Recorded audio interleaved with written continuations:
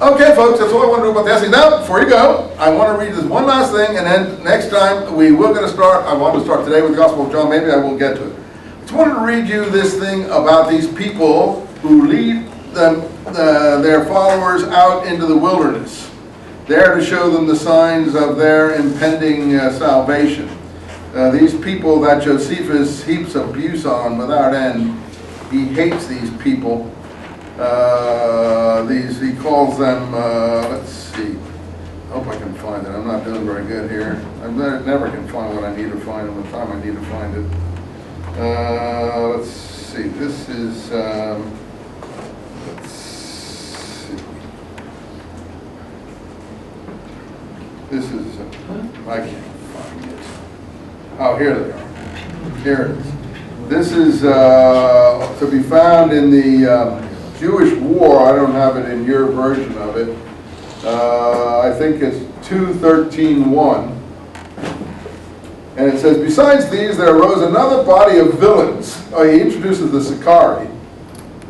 The so-called Sicarii committed murders in broad daylight. This is around the 50s. Called that way because of knives under their vestments. Besides these was another body of villains with pure hands, but more impious, worse than the Sicarii, with no less than the assassins ruined the peace of the city.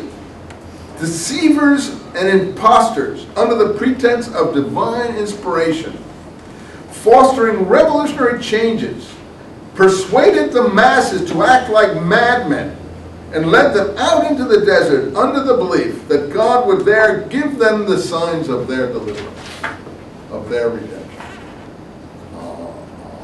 That is a theme running all through the Gospels. Now, I'm not saying that that Jesus, he's for or against Jesus here, but he would see people like the person presented in the Gospels as one of these imposters, deceivers, pseudo-prophets, who under the pretense of divine inspiration, fostering innovation and revolutionary change, were leading the people out into the wilderness, there to show them the signs of their deliverance and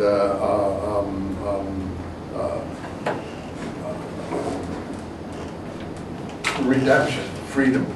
It says it's also in Antiquities 20. Let me see if I can find this quickly.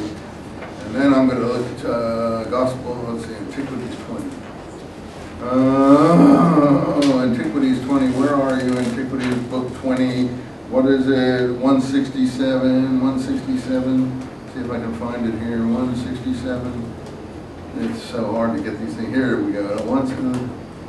Okay, these works that were done by the robbers filled the city with all sorts of impiety. And now these impostors and deceivers persuaded the multitude to follow them out into the wilderness and pretend that they would exhibit the signs and wonders that would show them the redemption or deliverance of God. He says that about 3 or 4 places. Okay, so look at that, signs and wonders. That's what Jesus is presented as doing in the Gospel, showing the signs and wonders. Now, for us, Jesus is the legitimate Messiah. For a person like Josephus, he would be one of these other people. But on the other hand, Josephus is presented as saying Josephus is good. Jesus is good in the Antiquities, and it's the passage that most people think is an interpolation. But in any case, that's where we stand. I don't think we need to read any more of Josephus. Let me just pick up the Gospel of John, if I can, a moment. See if I can get you quickly this link up with the Gospel.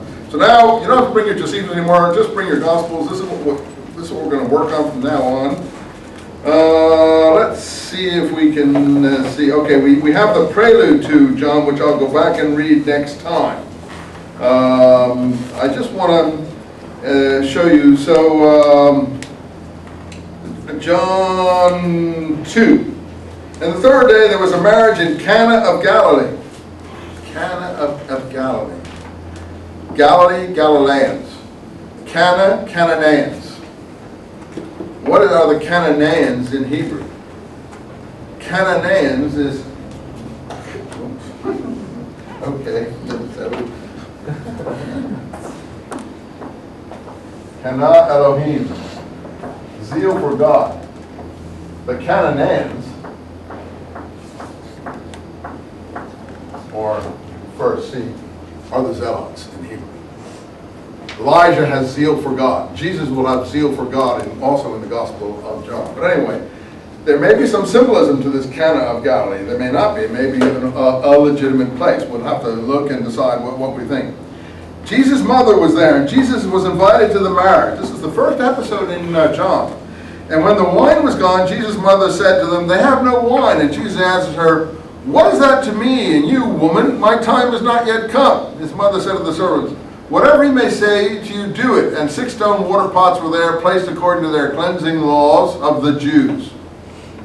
Come on, placed according to the cleansing laws of the Jews. Is this a Jew writing this? No, it's a Greek. How do we know it? A Jew wouldn't say placed according to he might say placed according to our cleansing laws. It's someone who's outside who feels he has to explain to his audience that these are Jewish practices writing. This is not a Jewish author, right from the get-go. And that happens all the way through here. According to the cleansing, and that's in the actual Greek, cleansing law of the Jews. I mean, even Josephus wouldn't write like that. It also shows a negativity, a certain contempt for, like the British upper class would have to foreign groups like in India or someplace. You know, these kind of dirty people or whatever. A sense of superiority, and that these are really lower order people, and you know, they have their own odd, bizarre customs. I may be reading too much into it, but you'll decide if that's the truth. I'm suggesting it to you. Jesus said to them, but that's the first evidence of a non-Jewish hand right there. And I'm not trying to do that on purpose, so you have to determine it, because it's very important who wrote this. Is it Jews who wrote this? You say, oh, well, Professor Eisenman could be Jews. Yes, it could. But it's very odd to put it like that, of the Jews, like those people over there. If these are Jews writing it. Each one holding 2 or 3 measures. Jesus said to them, see, Jesus is one of us. He's not one of those Jews. Jesus said to them, fill the water pots from the water, and they filled them to the brim. And he said to them, draw out now and carry to the master, etc., etc., etc. And the master of the feast called the bridegroom and said to him, every man first sets out the good wine, and when they have drunk freely that which is worse, but you have kept the good wine until now. This is the beginning of the miracles Jesus did in Cana of Galilee, revealing his glory. And his disciples believed on him. Now, if you look at the Greek, it actually doesn't say